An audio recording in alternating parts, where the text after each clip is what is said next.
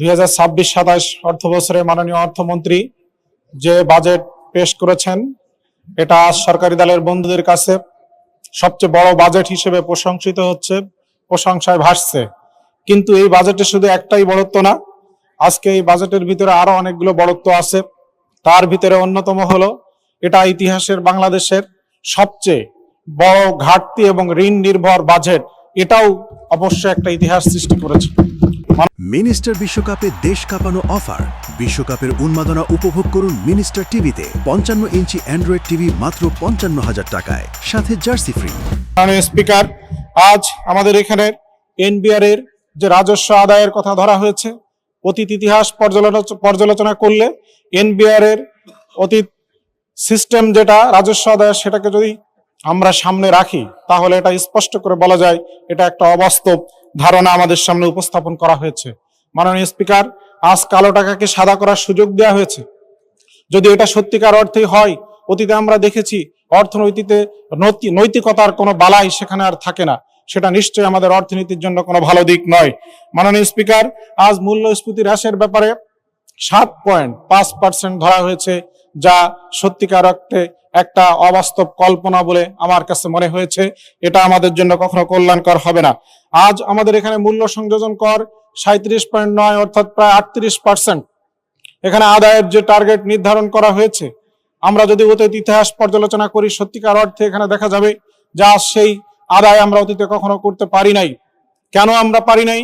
কারণ আজকে 3 কোটি টাকার একটা গাড়ির জানালা খুলে একজন ধনাঢ্য ব্যক্তি যখন সেখানে আজ একটি পানির বোতল নিয়ে, 1 বোতল পানি ক্রয় করে নিয়ে পানি পান করে, ঠিক সেও যে পরিমাণে ভ্যাট দেয়, আবার আমার একজন খেটে খাওয়া রিক্সাওয়ালা শ্রমিক, সেও একটা পানি পান করতে গেলে বোতল নিয়ে তাকেও একই পরিমাণে ভ্যাট দিতে হয়।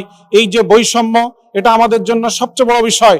আমরা ভোক্তা হিসেবে সবাই সমানভাবে ভ্যাট প্রদান করি, কিন্তু দুঃখজনক হলেও সত্য দেখা যায় আজ এনবিআর এর সাথে বিভিন্ন কোম্পানির বিভিন্ন রকম চুক্তি থাকে, কন্ট্রাক্ট থাকে, যার ফলশ্রুতিতে তাদের যে পরিমাণে ভ্যাট সেখানে জমা দেওয়ার কথা সেটা তারা দেয় না।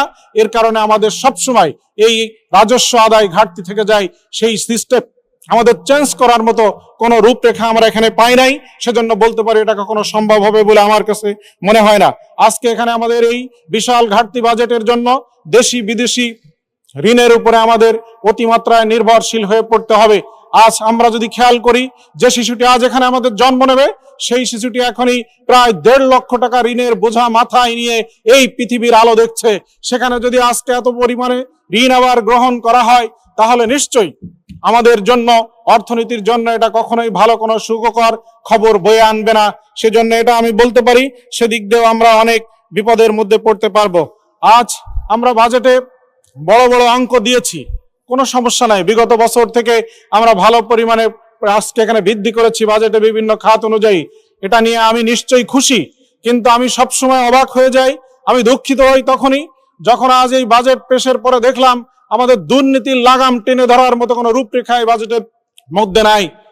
মাননীয় স্পিকার, আজকে যদি দুর্নীতি সত্যিকার অর্থে এখানে হয়, আপনাকে আমি বলতে পারি এখানে স্বাস্থ্য খাতে প্রায় বৃদ্ধি করা হয়েছে 4,234 কোটি টাকা।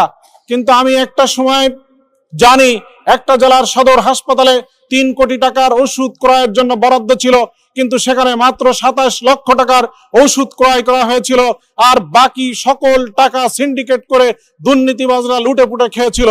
তাহলে আজকে বাজেটে বরাদ্দ বৃদ্ধি করে আমাদের লাভটি কি আছে? বরাদ্দ বৃদ্ধি করার পাশাপাশি সত্যিকার অর্থে যদি আমরা খেয়াল করে দেখি, যদি দুর্নীতির লাগাম টেনে ধরা না যায়, তাহলে সেই বরাদ্দে আমাদের কোনো লাভ হবে না।